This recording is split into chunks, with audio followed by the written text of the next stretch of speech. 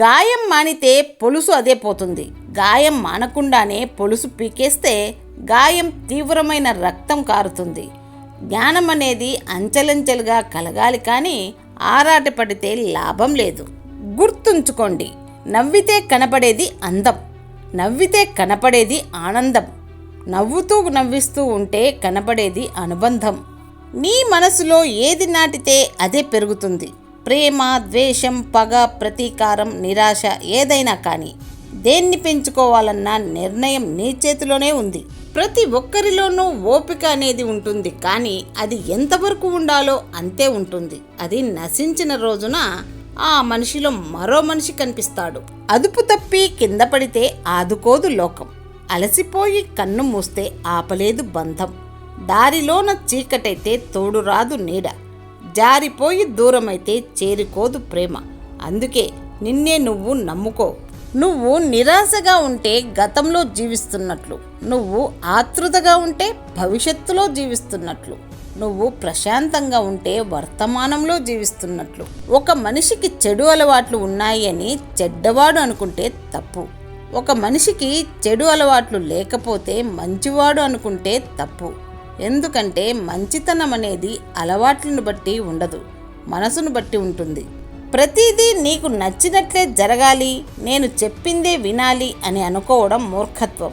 ఎదుటివారి మనసును, మాటను అర్థం చేసుకుంటేనే ఎదుటివారి మనసులో నువ్వు స్థానం పొందగలవు. మీ ముందు నిజాయితీపరులుగా నటిస్తూ మీ వెనుక గోతులు తవ్వే వాళ్లను గుర్తించలేకపోతే వెనుకటి గతం, ముందుటి భవిష్యత్తు మట్టిపాలవుతాయి. నీళ్ల కోసం చెరువు దగ్గరకు, పాల కోసం ఆవు దగ్గరకు వెళ్ళాలి. పాల కోసం చెరువు దగ్గరకు, నీళ్ల కోసం ఆవు దగ్గరకు వెళ్తే ప్రయోజనం ఉండదు. అలాగే నీ విలువ తెలియని మనుషుల దగ్గరకు విలువను ఆశించి వెళ్ళకూడదు. ఆ విలువలు దక్కకపోగా నిరాశే మిగులుతుంది. తప్పు చేయని మనిషి అంటూ ఈ లోకంలో ఉండరు. తన తప్పును సమర్థించుకునేవాడు మూర్ఖుడు. ఇతరుల తప్పును వేలెత్తి చూపేవాడు అత్యంత మూర్ఖుడు. చేసిన తప్పును దిద్దుకునేవాడు ఉత్తముడు. బంధాలు కలిపేది మాటే, బంధాలు తెంచేది మాటే, గాయాలు చేసేది మాటే, గాయాలు మాన్పేది మాటే, ప్రాణం పోసేది మాటే, ప్రాణం తీసేది మాటే. మాటే నిన్ను గెలిపిస్తుంది, మాటే నిన్ను ఓడిస్తుంది. మాట్లాడే ముందు జాగ్రత్త. మనకున్న ప్రధాన సమస్యలు ఏమిటంటే గుర్తుంచుకోవాల్సినవి మర్చిపోవడం, మరచిపోవాల్సినవి గుర్తుపెట్టుకోవడం, ఇతరులకు అర్థమయ్యేటట్లు చెప్పలేకపోవడం. అంటే ఆ విషయం నీకే సరిగ్గా అర్థం కాలేదన్నమాట. మాట ఇవ్వద్దు, ఇచ్చాక మాయమాటలు చెప్పొద్దు. మనిషికి కోపం అనేది ఒక చేతకానితనం. మనం ఏమీ చెయ్యలేని, చెప్పలేని స్థితిలో ఉన్నప్పుడు సులభంగా వచ్చే ఒక ఆయుధం. ఆ కోపం వలన బంధాలు దూరమవడం తప్ప దాని ఉపయోగం ఏమీ ఉండదు. మనిషి ఎలా ఉన్నాడో చూడకండి, మనసు ఎలా ఉంటుందో చూడండి. అందం పోతుంది, ఆస్తి తరిగిపోతుంది, కానీ మంచి మనసు ఎప్పటికీ మీకు తోడుగా ఉంటుంది.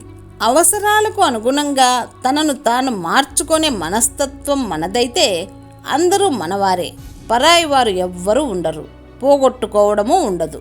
ప్రతి క్షణం మంచి కోసం బ్రతికితే ప్రపంచమంతా మీకు స్నేహితులే. ప్రతి క్షణం చెడు కోసం బ్రతికితే ప్రపంచంలో ప్రతి మూల మీకు శత్రువులే.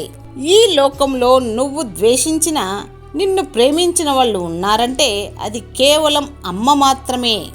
స్త్రీలు తమకు బాగా నచ్చిన వారితో మాత్రమే ఇలా ప్రవర్తిస్తారు. స్త్రీలు ఎప్పుడూ తమకు నచ్చిన పురుషులతో శారీరకంగా సన్నిహితంగా ఉండాలని కోరుకుంటారు. నచ్చిన వారికి వారి బలాలు, బలహీనతలు చెప్పేస్తారు. వారు ఎక్కువ సమయం గడపడానికి ఇష్టపడతారు. తాము ఇష్టపడే మనిషికి నచ్చిన పనులన్నీ చేయాలనుకుంటారు.